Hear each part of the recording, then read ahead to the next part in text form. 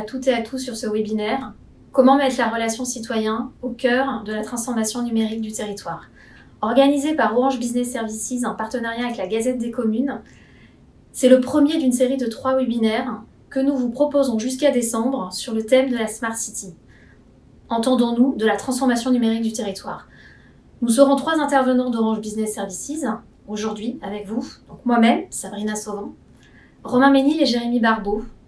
Et la parole sera aussi donnée à Michel Ladé de Sociovision. Nous sommes ensemble pour 45 minutes. Et sur les 10 dernières minutes, nous ouvrirons un échange avec vous qui nous suivez. Alors n'hésitez pas, tout au long, de nous adresser vos questions sur le chat. Orange est partenaire télécom, mais aussi intégrateur de services numériques. Nous sommes un partenaire de proximité des collectivités. Nous les accompagnons dans leurs projets de transformation numérique en nous appuyant sur la richesse de nos multiples expertises. Le digital, la data, l'Internet des objets, l'hébergement et la cyberdéfense, et le tout bâti sur notre métier historique d'opérateur de réseau. Une Smart City est vraiment une ville ou un territoire qui est en capacité de s'approprier l'ensemble des technologies de l'information et de la communication pour devenir plus résilient, plus durable et plus inclusif. Les collectivités sont confrontées à de nombreux enjeux de politique publique, avec aujourd'hui, plus que jamais, les grands défis à gérer posés par la transition écologique, le développement économique et la participation citoyenne.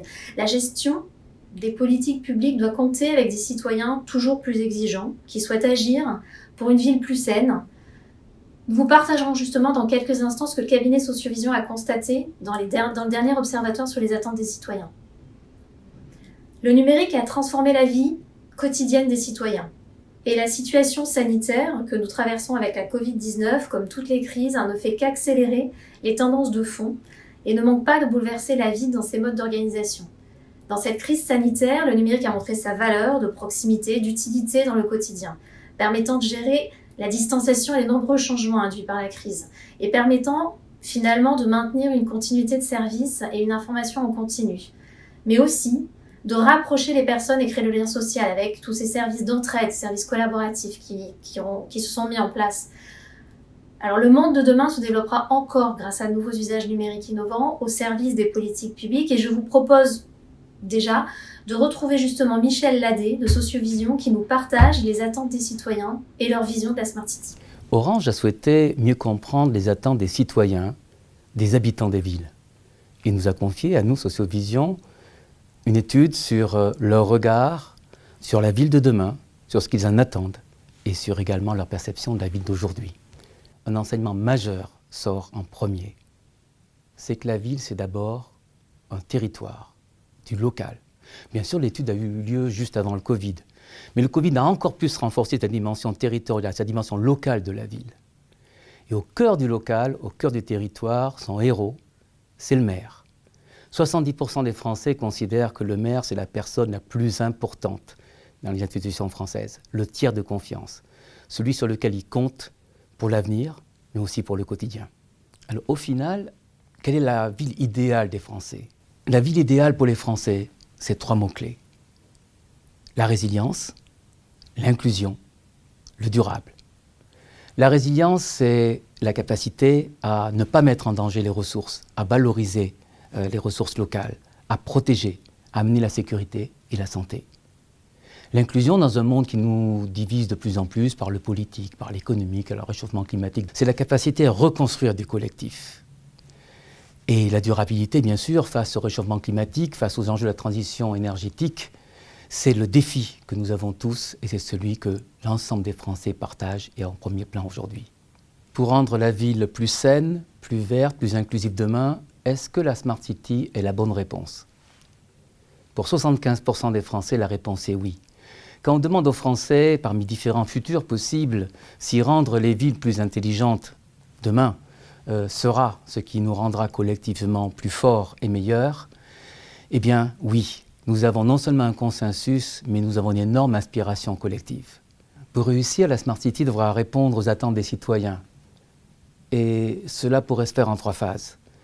Dans la première, il s'agit d'être utile au quotidien et en se faisant, d'obtenir l'engagement des citoyens, leur participation. Dans la deuxième, parce que le territoire, ce n'est pas simplement des hommes, mais aussi des projets, il s'agit effectivement de mobiliser toutes les énergies au service du territoire, de faire vivre ce territoire. Dans la troisième étape, il s'agit de montrer la fierté de la ville à travers sa projection dans l'avenir, à travers son contrat d'excellence avec le futur. Et aujourd'hui, pour beaucoup, il s'agit de réussir la transition écologique. Dans sa première phase, la Smart City doit être utile au quotidien, utile dans le territoire. Et pour bâtir cette utilité, il y a 4 mots importants. Simplifier, permettre la participation, réunir et promouvoir l'engagement. Pour 61% des Français, la simplification passe d'abord par la simplification des démarches administratives. Et là, le numérique a tout son rôle à jouer et le joue déjà. Pour 54% des Français, la participation, c'est d'abord le souhait d'engagement au niveau local, de la ville, de la commune. Et cela continue de monter. Pour plus de 50% des Français, l'inclusion, c'est d'abord la possibilité de pouvoir être mis en relation avec d'autres habitants. Et quand on sait qu'un Français sur 2 est prêt à faire bouger un peu sa façon de vivre au quotidien pour faire bouger un peu la société dans la bonne direction, nous voyons que rendre chacun acteur de sa ville est un enjeu clé de la ville numérique. Et c'est la première étape. L'attente des citoyens en matière de services publics évolue. Offrir un accueil rapide, efficace et pertinent partout et pour tous est un impératif pour les collectivités. Les citoyens attendent de la collectivité un service client au moins égal à celui des entreprises privées en termes de réponse et d'efficacité. L'accès facile à l'information utile au quotidien, tout comme la réactivité dans la diffusion d'informations vers les citoyens sont devenus essentiels. Habitués aux services en ligne instantanés, les citoyens ne comprennent pas, toujours, de devoir se déplacer ou appeler pour obtenir une information. C'est aussi vrai pour la réalisation de leurs démarches administratives. Donc, au cœur de la transformation publique, l'enjeu est ainsi de repenser le service public pour les citoyens, mais c'est aussi de plus en plus par les citoyens que les projets sont proposés, car ils sont de plus en plus nombreux à vouloir être acteurs. Un projet de Smart City, c'est avant tout améliorer la qualité de vie des citoyens. L'humain est au cœur du projet de transformation. Chez Orange, nous avons vraiment souhaité nous imprégner des attentes des citoyens avant toute solution, avant toute technologie. C'est à la fois cette capacité à observer et comprendre les besoins des citoyens, notre expertise des usages numériques, mais aussi la façon dont on conçoit les plateformes qui sont extrêmement ouvertes et modulaires, qui permettent aux collectivités d'avoir des services qui sont en temps réel au plus près des attentes des citoyens. Romain et Jérémy vont vous proposer, sous la forme d'un scénario, de vivre une journée type avec plusieurs personnes qui vont justement interagir au travers des principaux outils de la relation citoyen que nous proposons aux collectivités. Alors, dans la ville de Saint-Landry, nous allons vous présenter 5 personnages. Jean, 35 ans, qui travaille dans le tertiaire et qui a 2 filles, Laurel et Élise. Fleur, 45 ans, directrice générale des services de la ville. Amélie, 39 ans, responsable du service enfance, petite enfance. On aura Nadine, 50 ans, qui gère l'accueil de la ville. Et enfin Jérôme, 49 ans, faisant partie de la direction technique voirie. Notre journée commence avec Jean et sa famille en train de prendre son petit déjeuner. Donc il consulte la météo sur Ma Ville dans ma poche pour voir s'il va pleuvoir dans l'heure sur son trajet ce matin. Et du coup, il va choisir son transport en conséquence. En un clic, c'est fait. Quant à Amélie, comme chaque matin en arrivant au centre administratif, elle se connecte sur le portail Agent Le Guichet et vérifie quelles sont ses nouvelles demandes et celles en retard d'instruction, afin de définir le programme de sa journée. Et il fait beau, Jean va amener ses enfants à pied, et c'est lui qui ira chercher ses enfants à la sortie des classes. Du coup, il jette un œil sur le menu de la cantine pour prévoir un gros ou un petit goûter avant d'aller à la piscine. Nadine, de son côté, arrive à la mairie et ouvre le guichet d'accueil pour démarrer sa journée. En attendant de recevoir les premiers visiteurs, elle se connecte au back-office de Ma Ville dans ma poche et ajoute une tuile « Journée du patrimoine » qui permettra aux utilisateurs de découvrir toutes les animations proposées par la ville à l'occasion de ces journées. On retourne chez Jean, tout le monde est prêt, c'est parti. En sortant de son domicile, il constate un lampadaire défectueux à proximité de son domicile. Il le signale rapidement en utilisant son appli. Après avoir déposé les enfants à l'école, il jette un coup d'œil sur l'app pour savoir s'il y a des vélos en libre service. Et s'il prend un autre chemin pour récupérer un vélo à une autre borne. De son côté, Amélie constate une nouvelle demande d'inscription à l'accueil loisir. Elle l'ouvre et vérifie le contenu de la demande que Jean a envoyée la veille pour inscrire sa fille Laurel. Le justificatif de carnet de santé n'est pas lisible. Elle met alors la demande en attente de complément et envoie un message via le fil de discussion Le Guichet pour informer Jean. On retrouve Nadine. Sa chef lui a demandé hier de renseigner tous les centres de test de la ville avec les horaires d'ouverture. Nadine est donc en train de renseigner ses points d'intérêt ce matin à 8h. Les centres apparaissent désormais parmi les points d'intérêt de la ville. Et en milieu de matinée, Jean reçoit un mail de sa direction qui lui indique une suspicion de Covid à son bureau. Donc il va devoir se faire tester. Heureusement, il a vu que sa mairie a mis en évidence dans l'application tous les centres de test et leurs horaires. Et donc il pourra y aller entre midi et 2. C'est à 2 stations de métro. Fleur a sa revue mensuelle le lendemain avec le maire pour faire état de la qualité de prise en charge des demandes d'usagers. Elle consulte le rapport de pilotage généré par le guichet pour construire sa revue mensuelle. Jean va prendre un sandwich sur place. Ça tombe bien parce qu'il y a une promotion qui vient d'apparaître sur son application, pas loin du centre de test. Une nouvelle sandwicherie vient d'ouvrir et offre une boisson pour tout achat d'un sandwich. Et Fleur, de son côté, a dû gérer un problème important. Son directeur des installations lui apprend que la piscine doit être fermée.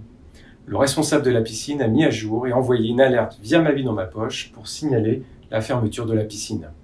Alors rappelez-vous, Jean avait fait un signalement le matin et il est impatient, donc il appelle la ville pour son lampadaire défectueux. Et c'est Nadine qui va recevoir l'appel de Jean. Donc sa fiche individu avec ses demandes rattachées est automatiquement remontée. Nadine informe Jean de la durée de traitement habituelle pour des problèmes d'éclairage public, celle-ci étant de 2 semaines environ. Et elle note aussi que la rue de nuit est actuellement dangereuse pour les piétons.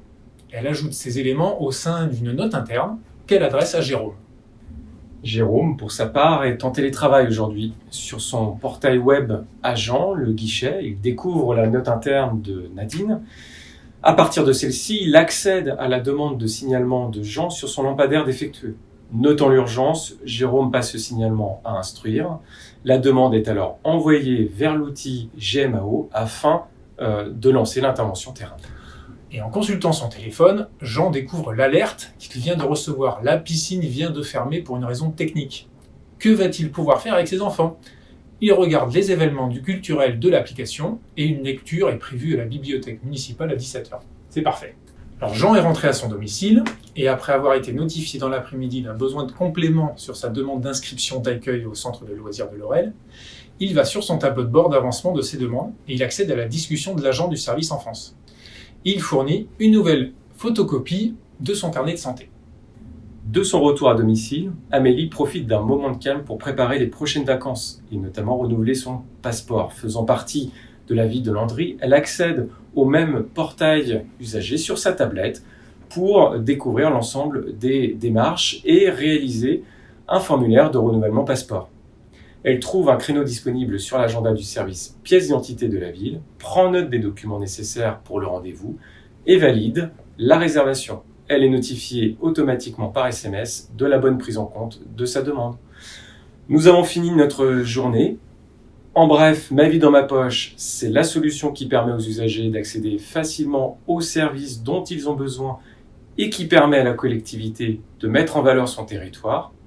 Le guichet, c'est une solution web packagée pour une prise en charge simplifiée des démarches administratives par vos usagers et vos agents tout en maîtrisant la qualité de service, quel que soit le canal sollicité.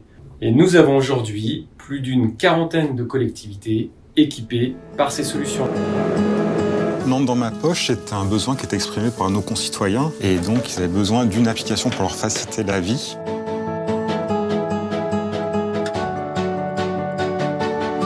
Il a fallu définir en fait le concept et les 15 microservices qui allaient être présents dans l'application. Alors les premiers microservices de l'application ont été identifiés à l'aide de l'expertise des services de la ville et des communes de la métropole, en les confrontant également avec les besoins des usagers qu'on a rencontrés lors d'ateliers, qu'on a rencontrés à travers un panel citoyen.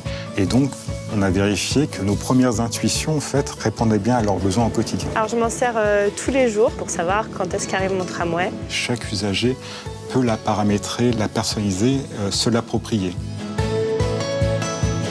La particularité de l'application, c'est une application qui agrège des données provenant de différentes sources, que ce soit des sources de Nantes Métropole ou de la ville de Nantes.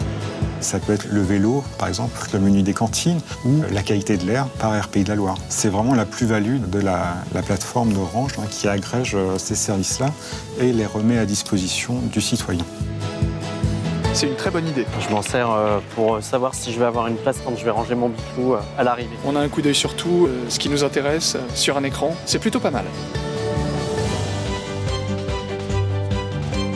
Orange fait de la veille permanente et va identifier des technologies ou des services émergents sur lesquels on souhaite en fait s'orienter avec les retours des usagers. C'est vraiment une coopération, un échange mutuel.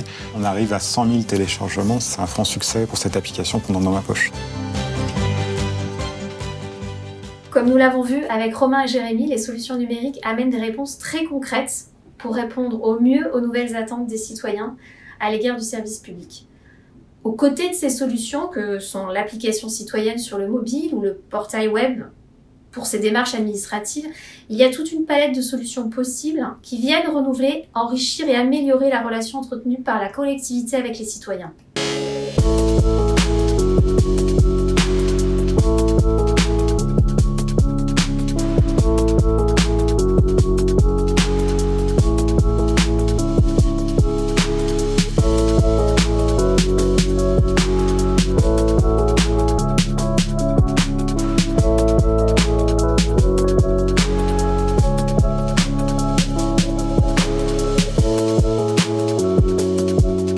Avec nos experts secteur public, Smart City et gestion de la relation citoyen d'Orange Business Services, notez que nous sommes donc au service des collectivités pour les accompagner à sélectionner et déployer les solutions adaptées à leurs projets citoyens. Rendez-vous d'ici décembre pour nos prochains webinaires qui aborderont les enjeux d'attractivité économique et touristique et de la transition écologique. Merci à tous les intervenants et merci à vous de nous avoir suivis en ligne. Et maintenant, place à la session des questions-réponses.